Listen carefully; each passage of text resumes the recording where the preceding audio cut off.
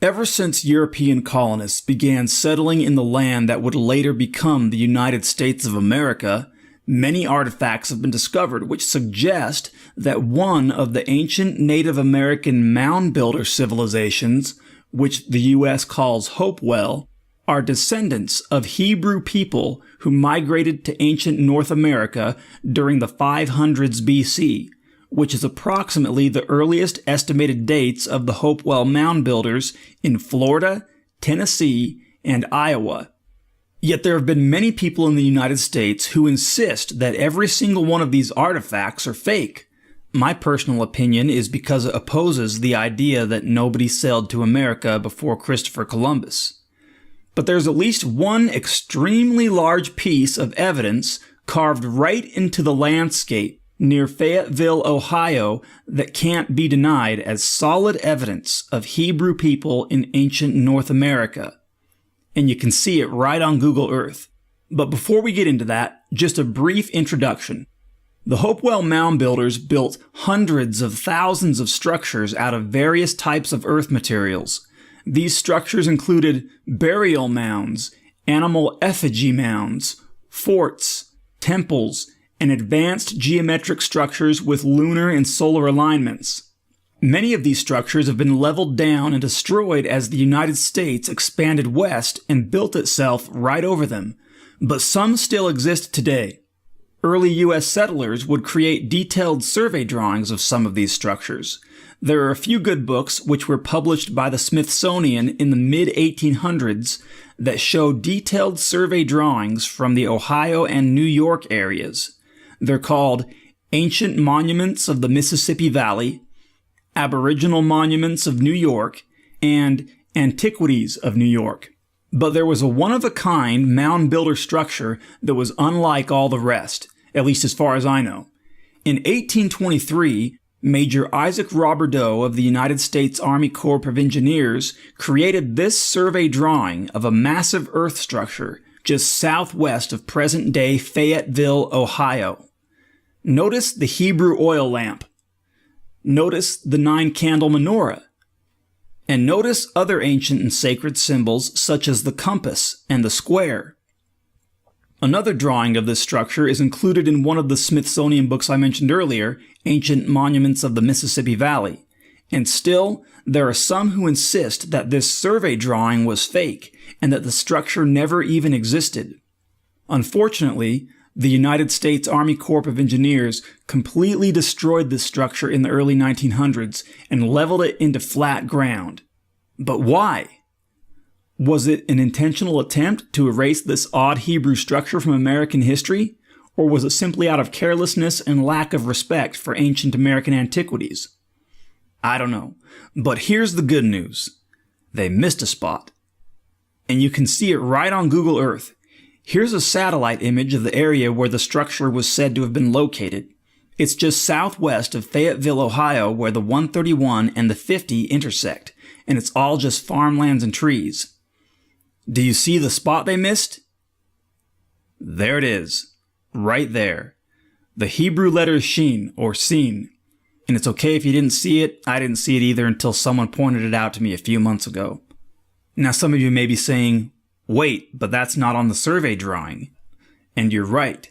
So I wonder if that's why they missed it. In 1823, that whole area was probably covered with thick forest, and who knows for how long after that. Perhaps still in the early 1900s when they leveled it down. So what we're looking at here are massive ditches that include the Hebrew letter Shin, or Sin. I'll leave it to you to research the significance of this letter, but it's a very sacred letter in the Hebrew alphabet. I snapped this screenshot on Google Earth in the fall of 2015, and yes, I didn't even notice the letter in over the year's time that I had it. But as you can see, the letter shows up very nicely because the crop fields surrounding it have been harvested. The reason why the letter and the other lines are still green is because of the plant growth down in the massive ditches. But even if you look at it on Google Earth at a time when the fields are green with crops, you can still see the letter. So go check it out. And if you're ever out that way, hey, maybe the landowner will even let you walk around it. It's worth a try, right? I wish I would have known about that letter when I was out there. I would have asked too. So why the ditches? Well, when the mound builders built their structures, they had to get the earth materials from somewhere, right? So they dug ditches. When you look at the survey drawings of other mound builder structures, oftentimes you'll see that they dug ditches and built the walls of earth right alongside the ditches. Now, I can't tell from the 1823 survey if there were ditches alongside its walls or not, but if there weren't any, then it's likely that the dirt came from those ditches that include the Hebrew letter. But either way, that letter is there, and it's huge. Now, I would love to see if a LiDAR image of this area can still detect any traces of the structure from the 1823 survey. So, if any of you watching this video have any connections to LiDAR imaging technology, please go do this site. That would be awesome to see if it picks anything up. Anyway, so there you have it.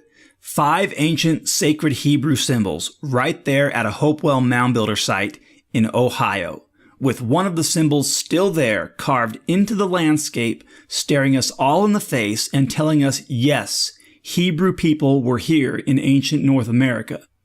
In closing, among the many Hebrew-related artifacts here in the U.S., there was one that was dug out of a hill in 1826 near Palmyra, New York. It was an ancient record engraved on thin metal plates, which the mound builders also knew how to make. This record tells about a small group of Hebrew people who left Jerusalem in 600 BC, shortly before the Babylonians destroyed the city. This small group of Hebrews sailed to ancient America. Their record was printed into the English language in 1830, and it's called the Book of Mormon. Mormon is the name of one of the last guys who wrote in the record in 385 AD after his people were slaughtered in a great war that lasted decades and culminated in what is now the state of New York. Mormon's son, Moroni, was the last guy who wrote in the record in 421 AD. The archaeologic record of the Hopewell Mound Builders strongly suggests that their civilization did end in New York around 400 AD. And there are Native Americans who will tell you that the mound builder civilization was mostly killed off in New York, but that some of them escaped southward to Kentucky, where they were finally destroyed. And the Book of Mormon also mentions this, that after the last great battle in New York, there were a few who escaped to the south, but were finally killed as well. So this ancient metal record that the Book of Mormon came from was originally written in a reformed Egyptian language. Some of the characters on the record are similar to some of the characters in the written language of the Algonquin Mi'kmaq Native Americans, whose written language is also a form of Egyptian called Hieratic Egyptian. And they had this language before the European settlers arrived. So how did the Mi'kmaqs have Hieratic Egyptian as their language? My opinion is that the language was handed down through the generations from the ancient Hebrews who came to North America 2,600 years ago, who knew how to speak, read, and write both the Hebrew and Egyptian languages. The Book of Mormon tells about this ancient Hebrew people and how some of them also believed in Jesus Christ as the Son of God. Well, thanks for watching this video. I hope you enjoyed it, and if you did, please be sure to like it and share it with others to spread awareness of this ancient Hebrew people who lived here in ancient North America.